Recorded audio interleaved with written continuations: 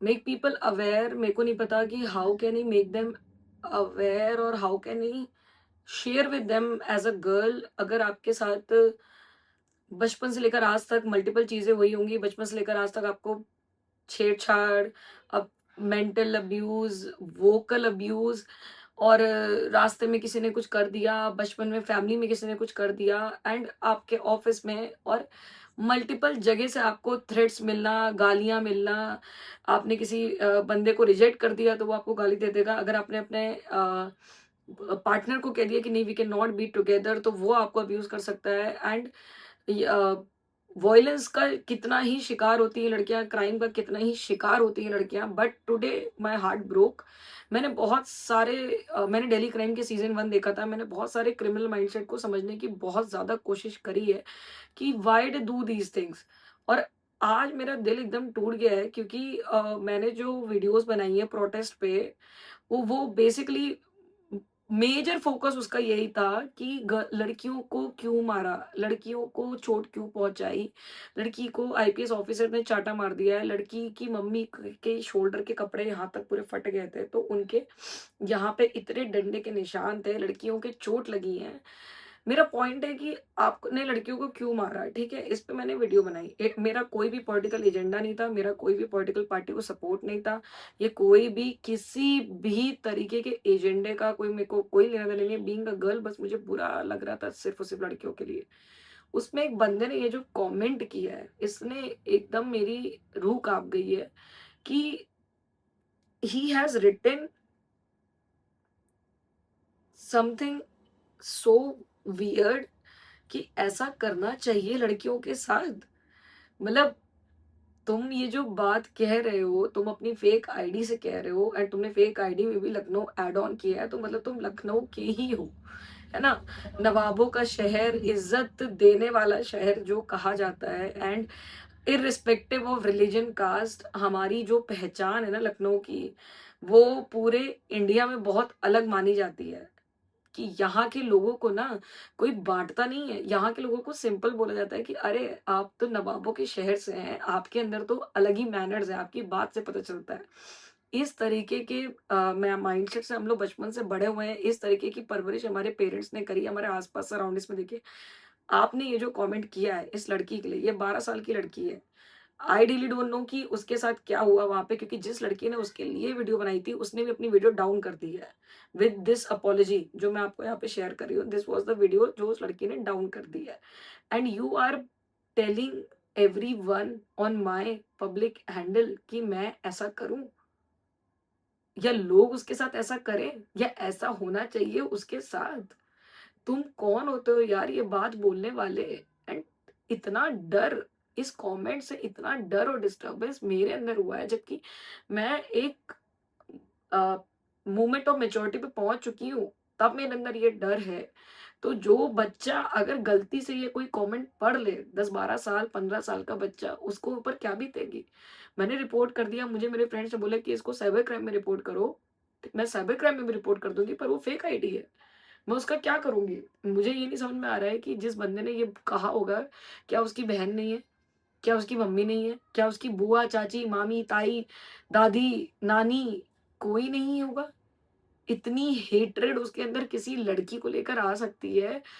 मुझे सोच के अफ़सोस है, सोच के शर्म आ रही है, सोच के दुःख हो रहा है कि इस तरीके के लोग, और अगर ये कमेंट कर रहे हैं तो इनको पढ़ना लिखना तो आता है ना। अगर ये कमेंट कर रहे हैं और ये मतलब इन्हें देखना भी आता है, इन्हें सुनना भी आता है, इन्हें समझना भी आता है, इनकी सब सोचने समझने की शक्ति है।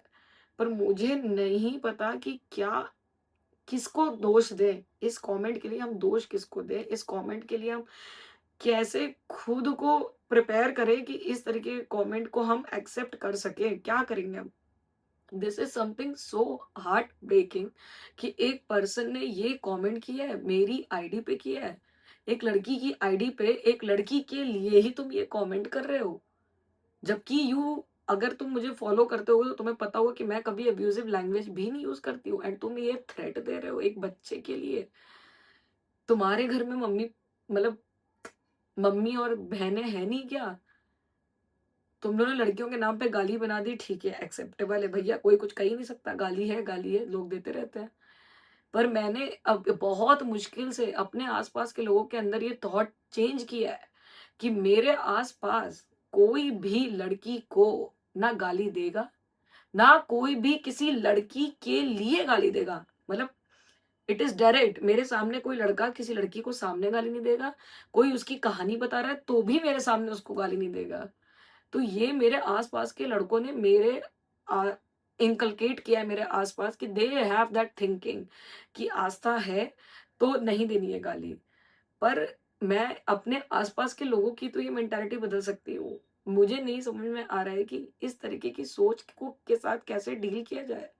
कैसे इन लोगों को समझाया जाए कि इस तरीके की थ्रेट अब अगर आप किसी को देते हो, तो वो किसी लड़की के लिए क्या इम्पैक्ट करती है, लड़कियाँ कितना जूझती हैं इसी डर से, हर दिन घर से बाहर निकलने से 24 घंटे का जो उनके अंदर डर है, चाहे वो छोटी बच्ची हो, चाहे वो 60 साल की लेडी हो, जो ये डर पैदा हुआ है इस सोसाइटी के क्राइम से लड़कियों के ऊपर, वो डर तुम और बढ़ा रहे हो। लड़कियां घर के अंदर भी कितनी लड़कियां क्राइम का शिकार होती है, कितनी लड़कियां बाहर होती हैं, स्कूल में होती हैं, वैन में होती हैं, ऑफिस में होती हैं, कैब में होती हैं, रोड पे होती हैं, ट्रिप पे होती हैं, हनीमून पे होती हैं, दुनिया भर की जो एक लड़की के इतनी इक्वालिटी इक्वालिटी की हम लोग मांग करते रहते हैं, पर एक फीमेल बॉडी एक मेल बॉडी के इक्वल कभी हो ही नहीं पाई है। इस चीज को एक्सेप्ट करके एक डर में रहना हमारे माइंडसेट का पार्ट है इंडिया में। अ, और all over world also crime तो जो लड़कियों के अगेंस्ट होता है वो तो उसका तो कोई हिसाब नहीं है। पर हमारे यहाँ बहुत ज़्यादा बढ़ता जा रहा है, उसका भी कोई हिसाब नहीं है, कोई अकाउंटेबिलिटी नहीं है कि हमारे यहाँ ये क्राइम इतना क्यों बढ़ रहा है। मेरे को नहीं पता, जो सज़ा देनी चाहिए वो सज़ा तो हो नहीं रही है। वैसे तो हम सबके पास बहुत पावर है कि हम कैमरे पे भी किसी का मर्डर करवा सकते हैं, बड़े-बड़े लोगों का सब हो सकता है, पर हमारे यहाँ जो लड़कियों के अगेंस्ट क्राइम करते हैं उनका कुछ नहीं होता है। और अगर उनका कुछ नहीं होता है ना, यही उनको हिम्मत देता जा रहा है, यही उनको हिम्मत देता जा रहा है कि वो जो क्राइम लड़कियों के अगेंस्ट होता था ना, उसका एक लेवल बढ़ता जाए। जैसे पबजी के लेवल बढ़ते हैं ना, उस तरीके से क्राइम का लेवल यहाँ तक पहुँच गया ना कि आपकी सोच की सीमा खत्म हो जाएगी कि इतनी दरिंदगी हो गई है लड़कियों के साथ। और फिर आप इस तरीके के कमेंट देख लो तो आप क्या करोगे? आप घर के अंदर पूरे दिन कैद रहोगे?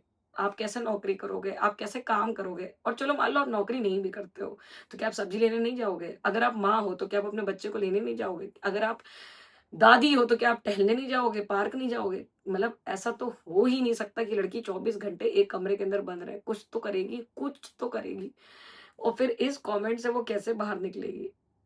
मतलब मैं इस चीज़ को लेकर इतनी ज़्यादा दुखी हूँ कि इस कमेंट के लिए आप क्या कर सकते हैं। मेरी बात से पता नहीं कितने लोग इफेक्ट होंगे, नहीं होंगे, पर मेरा पॉइंट बस ये है कि जितने भी लड़के इस तरीके का कमेंट लड़कियों के लिए करते हैं कि उनके साथ ऐसा ही होना चाहिए था, वो लड़की, ये तो बच्ची है, बाकी और भी लड़कियों के लिए करते हैं, जो थोड़ा बहुत नेगेटिविटी का पार्ट होती हैं, कुछ भी होता है जिसने इतना ट्रोलिंग और वो सब करते हैं, बट क्यों करते हो यार? तुम्हारे मम्मी नहीं है, तुम्हारी बहन नहीं है, तुम्हारी वाइफ नहीं है, तुम्हारी गर्लफ्रेंड नहीं है, क्यों करते हो यार? तुम्हारी टीचर नहीं है जिसने तुम्हें ये सब सिखाया होगा, वो भी फीमेल होगी, तुम्हारी कलीग नहीं है, मतलब मेरे को नहीं पता यार। तुम्हारी देवी, तुम देवी पूजते हो, 9 दिन देवियाँ पूजते हो, कन्या खिलाते हो, कैसे खिला लेते हो यार?